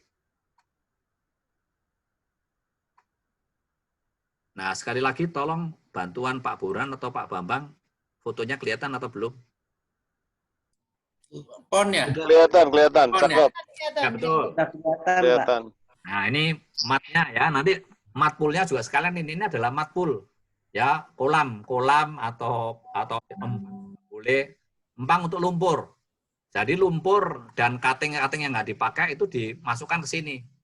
Karena sebagian kan kalau kita pakai sintetik base mat, sebagian kan campur dengan bahan-bahan kimia. Jadi ini tidak boleh dibuang langsung ke sungai misalkan, ya, atau ke danau. Jangan juga kalau di laut ini juga tidak boleh dibuang sembarangan. Ya, kalau di tangguh misalkan, di tangguh atau ini beberapa yang di offshore itu nanti biasanya lumpurnya juga dimasukkan lagi ke dalam sumur yang sudah tidak berproduksi atau tidak aktif. Nah, ini beberapa ya, ini lumpur, ini adalah ini yang putih-putih ini adalah mud logging unit. Nah, ini kemudian yang merah masih kelihatan tuh ya. Memang merah tuh gas ya, itu gas detektor. Kemudian ini adalah shell shaker. Nah, kelihatan juga putih di drain floor. Itu adalah doghouse-nya tadi. Nah, ini kalau agak dekat, ini adalah ini kita punya berapa ini? Punya 1 shell shaker, ya, shaker untuk ngambil sampel. Nah, ini kemudian ini di dam ini dibuang ke mud pool. Nah, ini nanti kita ada beberapa mud pool gitu ya. Ini gambar-gambarnya saja. Nah, ini adalah yang Anda lihat sekarang, ini adalah ini paket-paket ya. Ini adalah ini jenis-jenis bahan kimia untuk padatan lumpur. Ya, untuk meracik lumpur tadi ya, kita sebut garam lah ya, garam barit dan sebagainya, itu nanti ada sebagian bentonit, ya itu nanti, nah ini ini adalah wilayahnya mud engineer, ini banyak ya, karena ini adalah itu darah utama dalam pengeboran, ya sehingga itu selalu kita gunakan. Nah, ini banyak, nah ini seperti ini karena saking cepatnya kita masih perlu bantuan alat berat ya sehingga tidak berulang gini. Ya, ini adalah itu. Ini ada di dalam ini kantornya ya. Kantornya mud engineer seperti ini. Tapi jangan kaget ya, ini gajinya cukup besar. Ya, bisa sama dengan well site geologist. Berapa? Nah, nanti aja lah kita japri. Nah, ini ya, ini untuk ngobrol, jadi masuk di sini nanti dicampur di dalam tangki-tangki ini sehingga terjadi lumpur dengan berat tertentu. Ini ya, ini gede-gede ini. Nah, ini ya. Ini lumpur yang ada di dalam ya. Ini harus diaduk ya. Ini ada beberapa alat ini sebenarnya agitator ya istilahnya untuk mengaduk terus. Kalau tidak diaduk, itu seperti kopi tadi nasibnya, kopi Liong Bulan Bogor tadi ya. Itu kalau tidak diaduk dia diam, padatannya sendiri, cairannya lebih ada di atasnya. Nah, tadi nggak dipakai. Jadi itu harus diaduk terus, makanya itu kan dinamis. Ya, masuk ke lubang itu karena dipompa sama pompa, nah itu juga dinamis terus sehingga tetap punya kekuatan atau mud weight, punya mud weight tertentu.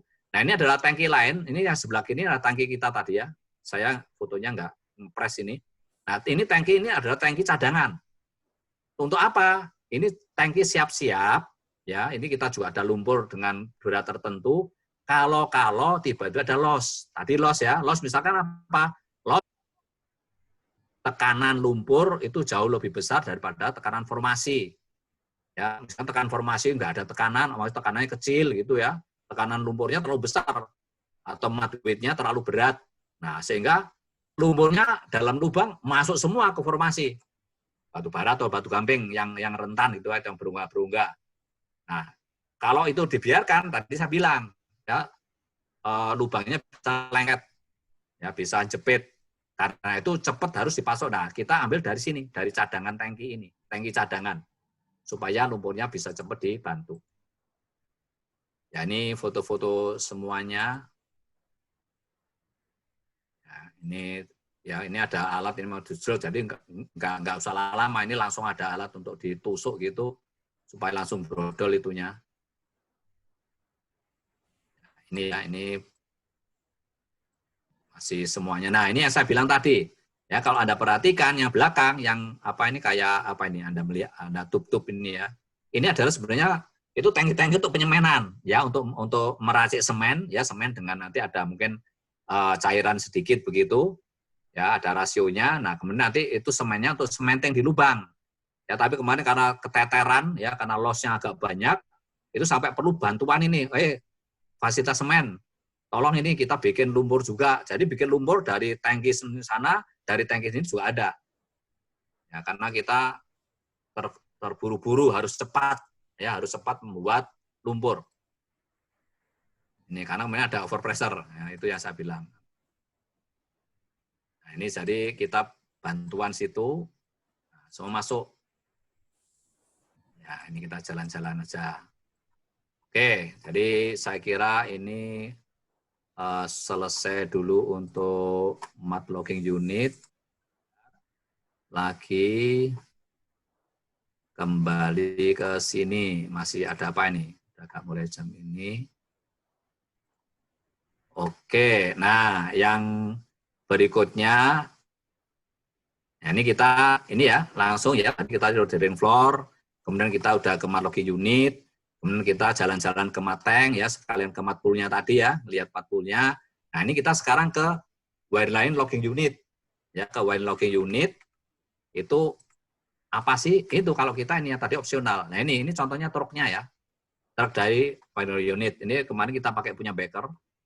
Ya, ini Jakarta tadi ya, ini ya kira-kira ini ada unit, nanti ini dimasukkan ke sini. Itu, nah ini kira di dalamnya seperti ini. Kalau pakai kartun ini yang punya selam bersih, tapi hampir sama. Nah ini saya lewat aja ya, karena kita yang jelas bahwa di ini di drilling floor itu adalah nolnya adalah di drilling floor. Nanti ini aja kalau kita pakai. Nah yang tadi yang jelas seperti ini. Jadi kalau di sesi di atasnya kita udah dipasang casing, case hole, kemudian di bawahnya adalah open hole. Nah, kalau kita wireline logging itu kita di open hole-nya ini aja. Di sini udah ada sebelumnya. Jadi itu, jadi karena ada beberapa sesi, maka logging data itu juga ini apa terusan atau sambungan-sambungan dari beberapa sesi juga. Ya, jadi jangan dibayangkan itu kawan-kawan yang biasanya kalau tidak pernah ke sumur, tidak pernah lihat pengeboran seperti ini, nanti melihatnya seperti pengeboran di batu bara atau mineral tadi. Bahwa oh logging itu langsung dari atas sampai bawah, bukan. Ya, logging itu dari atas, dari per seksi diambil, sesi dalamnya diambil lagi dan seterusnya. Ya, seperti itu. Ya, jadi nanti tidak langsung satu kali ambil dari atas ke bawah. Nah, oke, kita lihat foto lagi. Sekarang kita ngelihat untuk ini. Di sini foto-fotonya saya akan lebih cepat lagi ya, supaya mana tadi ini sebenarnya dummy semua logging. Oke, jadi karena fotonya agak banyak. Pak Burhan minta tolong lagi, bisa dicek. Fotonya udah kelihatan? Belum, oke. Oke ya, oke. Gambar truk ya? Ini betul, ini truk logging Pak. Ini truk logging, ya, ini lagi siap-siap. Ya seperti inilah gambarannya, kalau logging mau dimasukkan. Ya seperti ini. Jadi ini adalah engineer dari Baker. Ya ini memasang. Ya jadi untuk Gamare, untuk auto resistive VT, untuk Sonic dan seterusnya. Ya, ini nanti diatur sesuai permintaan perusahaan. Nah seperti ini. Ini akan nanti dimasukkan. Ya ini sambil cek. Nah ini malam ya. Kadang udah lewat malam. Ini truknya udah kita siapkan. Ini saya tadi lagi. Oke. Nah ini disiapkan di sini nih truknya. Nah, ini sudah siap-siap. Ini ya, karena arahnya ke sana. Nah, ini alatnya udah siap. Semuanya, kemudian nah ini ya wire logging, ini yang penting adalah bahwa di sini ini adalah radioaktif ya, hampir semuanya ya, semuanya radioaktif.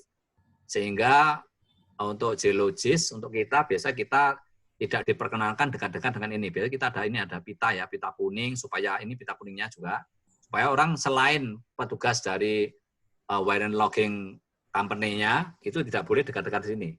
Mereka juga punya detektor ya, radioaktif detektor, sehingga nanti pada ambang batas tertentu mereka tidak boleh kerja di lapangan lagi.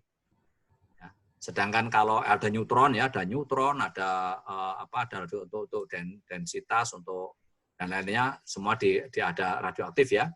Nah, kalau kita hanya berhak di sini sebagai witness saksi, tapi kita tidak boleh pegang-pegang, apalagi ya dekat-dekat juga nggak boleh. Dan ini ya paling saya seperti ini, foto agak jauh itu ya. Ya karena apa? Karena kalau terradiasi dengan ini, itu nanti akan bisa salah satunya adalah mandul ya. Maka tapi enak juga ya kalau yang kerja-kerja di radioaktif begini, biasanya pada umumnya itu kalau sudah mulai kerja, itu disuruh kawin dulu, ya nikah dulu. Ya, kalau cowok suruh cari istri, kalau cewek suruh cari suami dulu. Kalau nggak punya duit, dibayari dulu sama perusahaan. Kalau nggak dapat, kalau nggak dapat, dicarikan. oh, Dicarikan ya, biasanya karena salah satu ini seperti itu ya. Kalau terradiasi ada ambang batas, tapi ambang batas nanti untuk setiap orang kan sebenarnya beda ya. Ambang batas umum saja. Nanti siapa tahu ambang batasnya 5%. Ternyata ada orang yang 2% aja dia udah langsung merusak organ-organ tubuhnya. Ini kayak di masjid ini ya. Kalau masuk ini dilepas apa ininya. Ini pintu masuk untuk ini. Nah, ini di dalam ya. Di dalam seperti ini, di dalam apa well logging unit. Ya, jadi ini adalah engineer-nya. Ya, kemudian ini keluar lagi nggak apa. Yang penting ini lihat-lihat gambarnya saja ya. Ini pipanya ini wireline. Kenapa disebut wireline well logging? Ya, karena ini pakai wireline. Ya, pakai apa? Pakai kawat. Ya, pakai kawat ke atas. Kawat ini berfungsi apa? Kawat ini berfungsi sebagai penopang untuk alatnya, tapi berfungsi juga sebagai media. Ya, nanti kalau merekam, itu direkam langsung ditransfer ke sini. Ya, langsung ditransfer ke sini. Itu ini. Nah, ini masuk ke lubang. Jadi ini adalah ceritanya lubang pengeboran diangkat semua ini. Sebagian sini ya pipanya nih ya, ada di kanan ini. Ditarik semuanya. Jadi lubang itu hanya isinya lumpur. Kemudian dimasukkanlah alat loggingnya. Itu pipa-pipanya, yaitu loggingnya udah masuk. Seperti ini. Ya, ini kalau ini siang malam terus ini ya. Nah, saya kira udah selesai. Ya, ini kira-kira gambarannya seperti itu. Oke, kita kembali lagi. Nah, kayaknya hampir selesai nih. Oke, ini sekarang kita ke jalan-jalan lagi. Ya, kita tadi sudah melihat ini well logging unit. Nah, kita sekarang ke ini, company man office, kantor company man. Karena disinilah semua, ya kalau ini memonitor seluruh aktivitas di man logging unit, nah company man inilah semua koordinasi ada di sini. Ya, semua kalau seperti perang itu semuanya diputuskan di sini. Ya, didiskusikan di situ, diputuskan di situ. Ini kira-kira. Cukup sederhana. Ya, ini adalah company man-nya. Company man-nya kita pakai dua ya, satu waktu. Jadi ada day company man, ada night company man. Ini istilahnya saja company man ya. Tapi dia bukan harus orang permanen suatu company, enggak. Tapi ini ada title ya, dipakai title tapi dia disewa, dikontrak. Ya kayak saya juga kontrak juga ya, dikontrak begitu. Nah, nanti dia sebagai company man. Jadi ini istilah sejak zaman dulu sampai sekarang. Jadi nanti sebenarnya ada dua. Waktu saya ke sini itu saya juga company man, tapi saya orang dari company, dari title-nya. Nah, kalau di sini itu adalah orang yang dikontrak oleh orang yang mengepalai komandan tertinggi di pengeboran itu adalah company man. Ya, jadi dia membawai well site geologist langsung, dia juga membawai mud engineer langsung, dia membawai drilling engineer langsung, dia membawai drilling superintendent, dia membawai HSE dan sebagainya. Nah, ini kalau ini pas rapat, jadi rapat itu kalau saya biasanya yang suka memecah suasana, suka main harmonika, suka makan buah-buahan, nah suka foto-foto. Nah, karena mau difoto seperti ini. Nah, artinya apa? Sebenarnya dari awal sampai begini yang saya ceritakan kita banyak kegiatan berbeda-beda.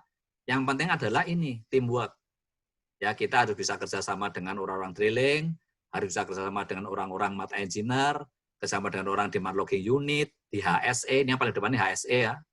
Nah, ini ada mud spesialis, ya ini juga HSE, ini company man-nya ini, ya ini adalah drilling superintendent dari Jakarta, ini well site geologist tadi, ini night company man, ya ini geologist kita, ya teamwork itu sangat penting. Jadi harus bisa kerjasama dengan orang lain. Yang kedua teamwork, yang ketiga juga teamwork.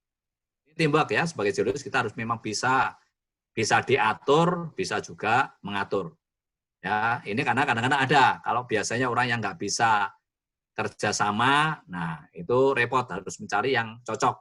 Ya, oke. Jadi ini karena company man, saya kira hanya itu saja untuk company man.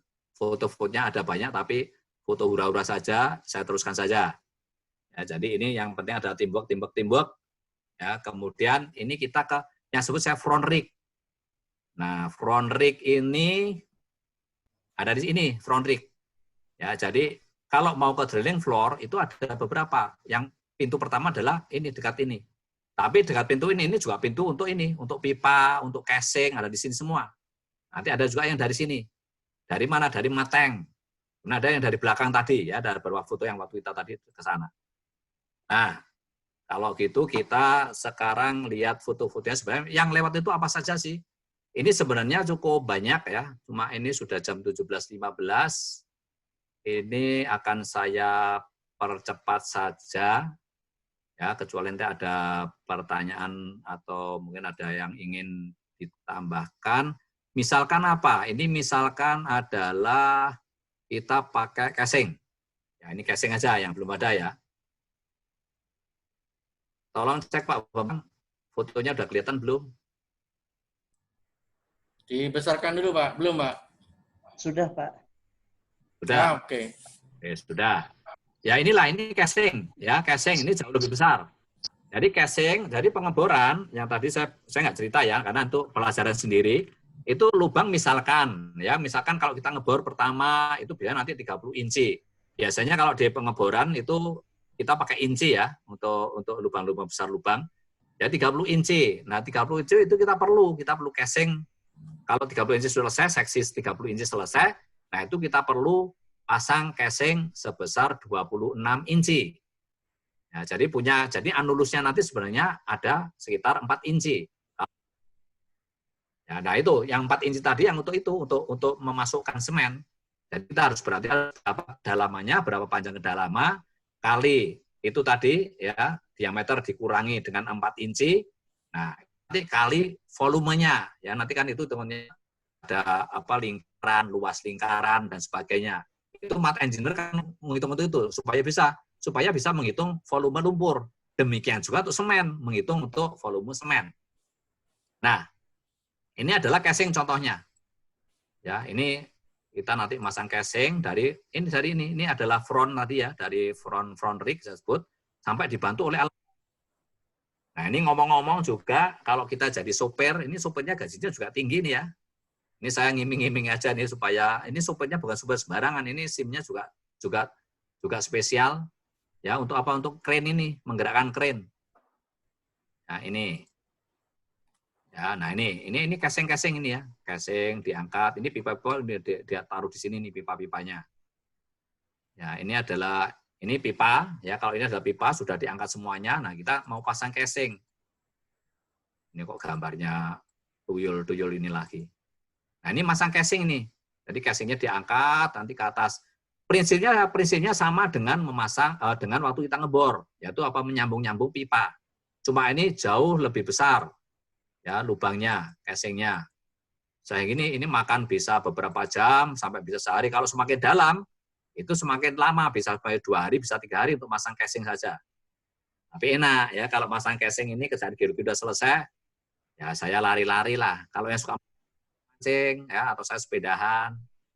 Tuh ya ini casing-casingnya ya. Ini untuk tadi. Ini casing ukuran kalau nggak salah sekitar 12,5 inci. Ini diangkat ini ya lewat sini. Sama dengan pipa ya, pipa-pipa tadinya juga lewat sini. Nah, cuma kalau casing nggak diambil lagi ya, casing udah dipasang, udah nggak bisa diambil. Ini ya, saya percepat. Nah, ini masang casing ya, beda dengan tadi ya. Kalau tadi kan ini juga orangnya berbeda. Ya, ini dari casing company-nya. Untuk masang casing ini, biasanya orangnya gede-gede. Nah, ini casing seperti itu, tetap tidak boleh ada yang kosong, tetap dimasukkan juga lumpur. Jadi di dalam ini sistem tertutup ini tidak ada ruang kosong. Ini yang di atas tadi ya, si monyet juga kadang bantu-bantu di atas.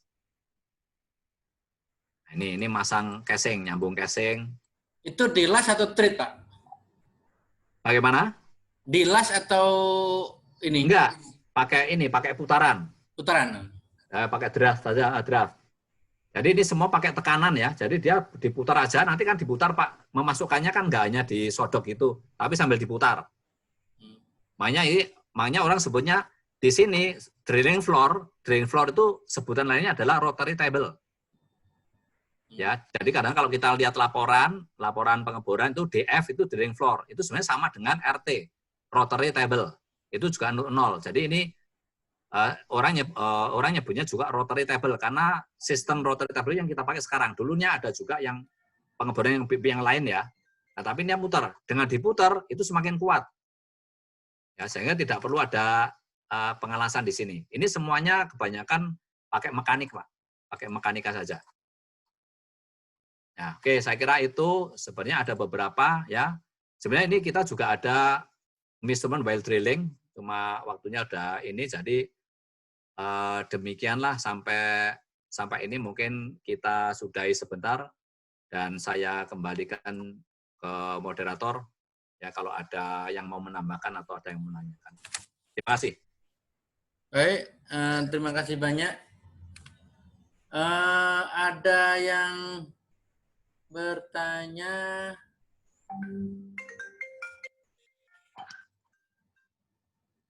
Silahkan jika ada yang bertanya.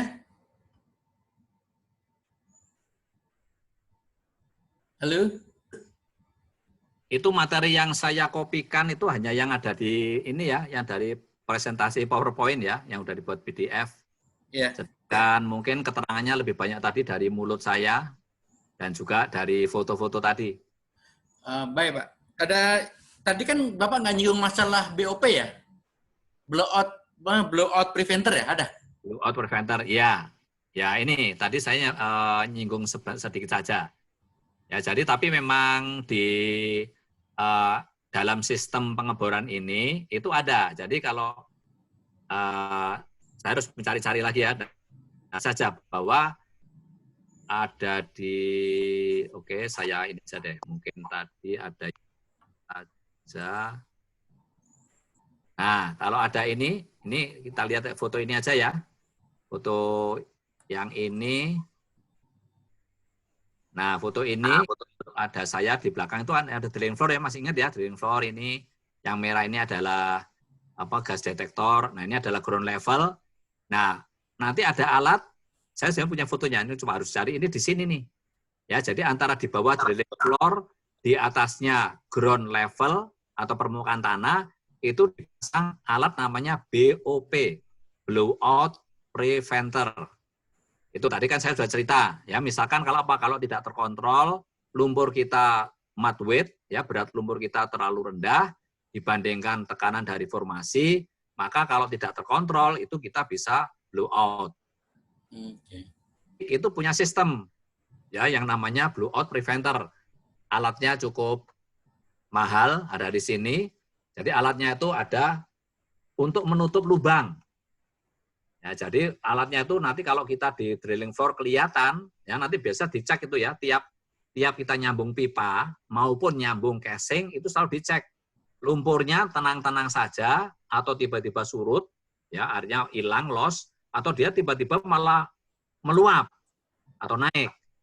Nah, kalau meluap, wah berarti ada gas ini yang lebih besar daripada berat lumpur kita.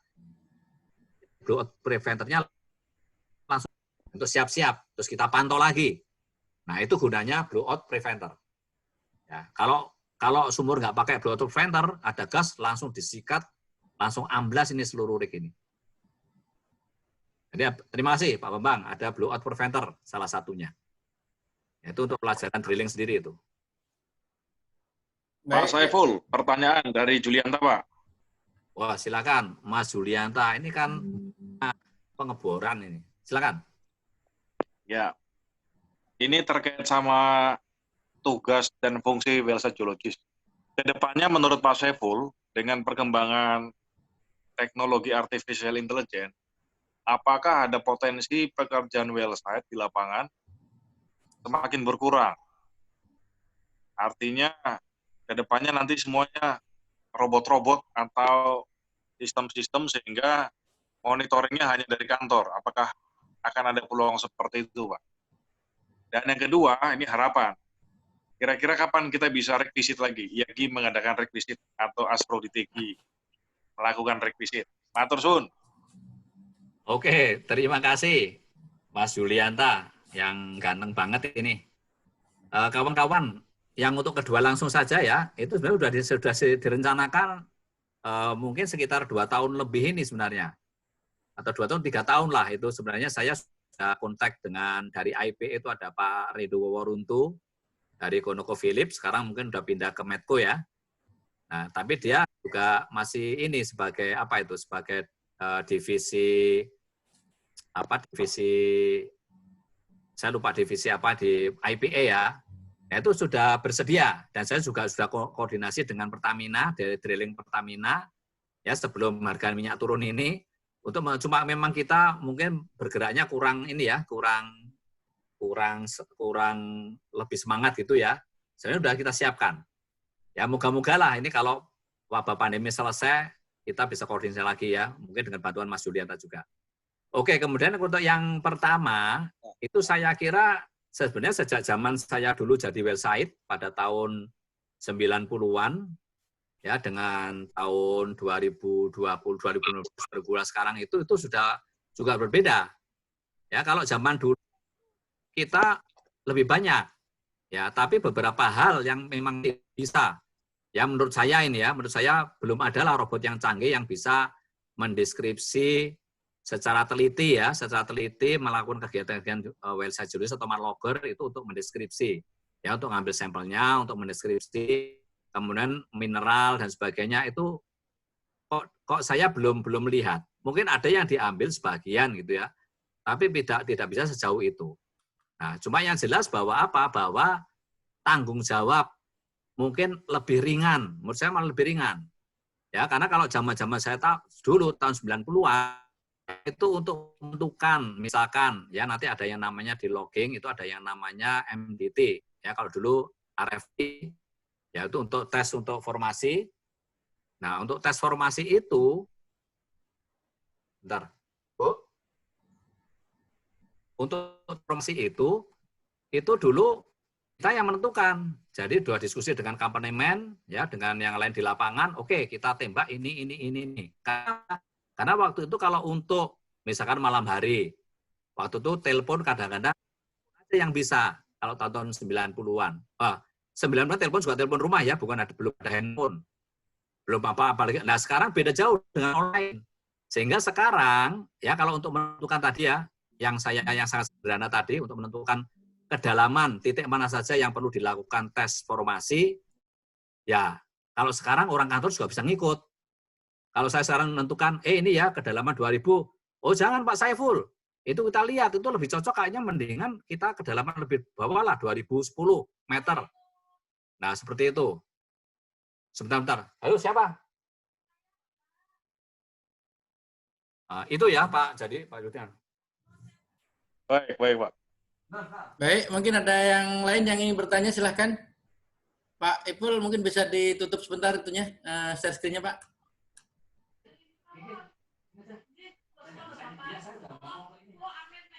Halo Pak Ipul.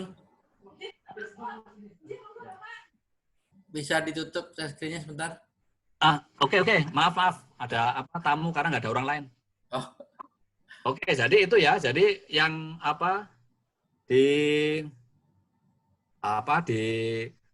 ada tapi lebih ke tanggung jawabnya tadi yang kurang ya. Tapi kejanggalan teknis ini kayaknya paling enggak lah 10 tahun ke depan masih belum bisa di ini.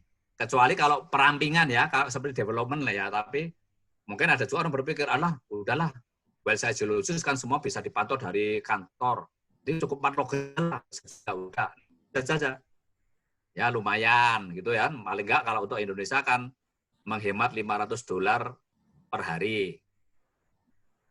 Mungkin aja Oke, gitu ya. Siap, matur suwun.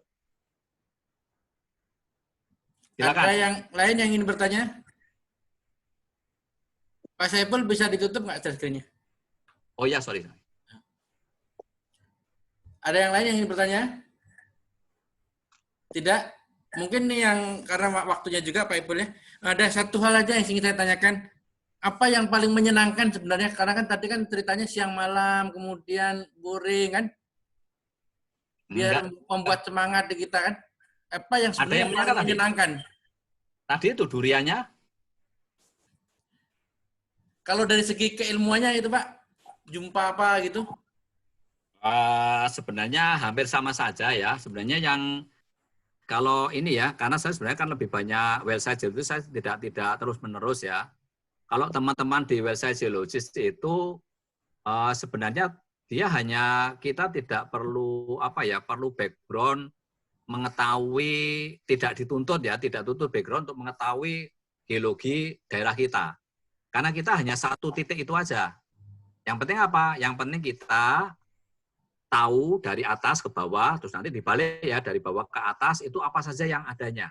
Nah, kita tanggung jawabnya di situ. Karena apa? Karena untuk geologi sekitarnya korelasi sebenarnya itu kan nanti tanggung jawab geologis di eksplorasi ya di kantornya. Jadi itu aja. Yang penting apa? Yang penting sebenarnya mendeskripsi dengan baik ya, deskripsi biasalah, deskripsi batuan ya. Di sini nanti deskripsi cutting. Nanti karena kalau kita ngambil core itu kita biasa juga secepat aja. Deskripsi core ya, perlulah deskripsi core. Ya, kemudian setelah itu apa? Setelah itu bisa nanti kerjasama. Ya tentu saja nanti harus tahu ya pressure ya, tekanan ya, yang mungkin belum saya di sini. Tadi itu ya saya bilang tekanan itu gampang kok tekanan. Tekanan apa sih rumusnya kan PF per A. Ya, gaya per satuan luas kan seperti itu. Nah, dari nanti itu dan tekanan nanti ada macam-macam gitu ya. Satuannya maksud saya. Nah, itu nanti bisa. Sebenarnya cuma nanti perlu pengalaman. Tapi biasanya kalau untuk karier itu biasanya orang jadi mart logger dulu. Ya, karena mart logger itu mendeskripsi juga. Nah, nanti setelah mart logger itu ada juga mart logger dia nggak perlu jadi data engineer, tapi dia kadang-kadang udah saya merasa kuat langsung keluar jadi website geologis. Tapi biasanya kalau karier dari mart logger dari data engineer. Nah, kadang-kadang seperti tadi itu yang kita pakai tadi yang saya bilang Mas Adit itu dia dulu Exxon Mobil, cuma dia dulu operation geologis ya, dia jadi ngelihat juga.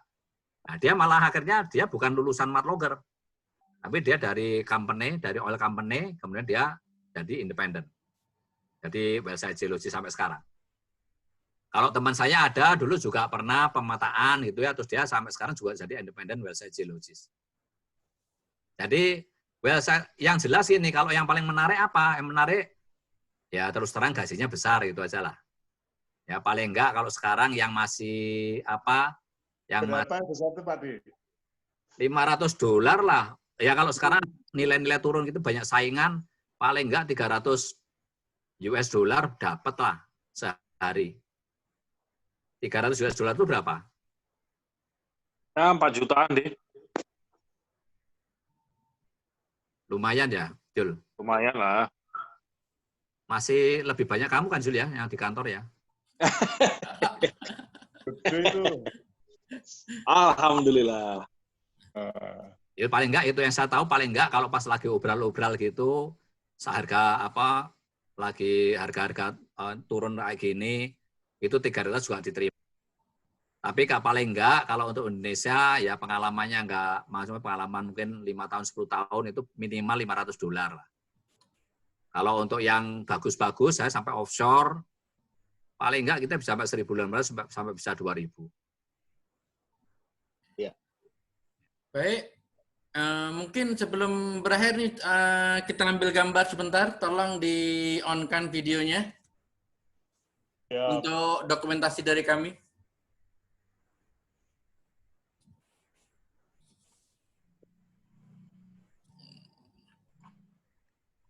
Mantap. Wih, Kang Jul. Sehat Kang Jul? Sehat Pak Di. Nah, Tolong. Sebentar, tunggu, tahan ya. siap. Oke, masih ada lembaran yang lain nih. Berapa lembar? 2 lembar. Oh.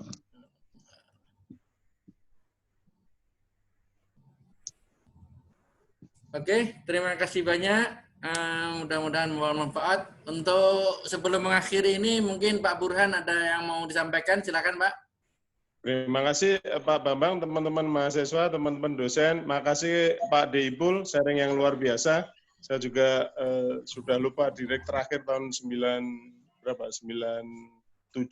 sama 2002 ngikut konsultan. Cuma ini merefresh apa yang dilakukan di lapangan dan realnya. Di sini ada Ketua ISPG, Kang Julianta. Mungkin suatu saat bisa sharing Kang Jul ya. Siap. Nah, sharing Bersedia, untuk teman-teman mahasiswa. Dan sekali lagi terima kasih. Sampai ketemu hari Rabu itu masih ada satu dari rekayasa, kemudian Jumatnya tentang geokimia. Nanti tunggu dari Pak Bambang. Makasih Pak Bambang. Kurang lebihnya mohon maaf. Assalamualaikum warahmatullahi wabarakatuh. Waalaikumsalam. Ikut kuis jam berapa? Saja. Setelah maghrib aja kuisnya. Pak Bambang berapa yang ikut kuis?